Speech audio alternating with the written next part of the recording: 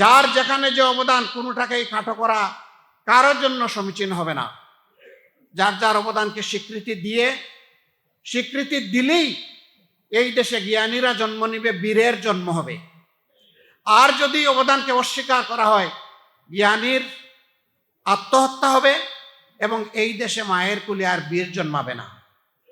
এই জন্য আমরা আমাদের বীরদেরকে গভীর শ্রদ্ধা দিয়েই স্মরণ করে যাব আজীবন ইনশাআল্লাহ।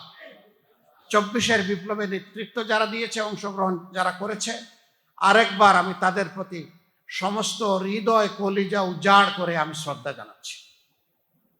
তারা জাতিকে নতুন করে প্রাণ এনে দিয়েছে।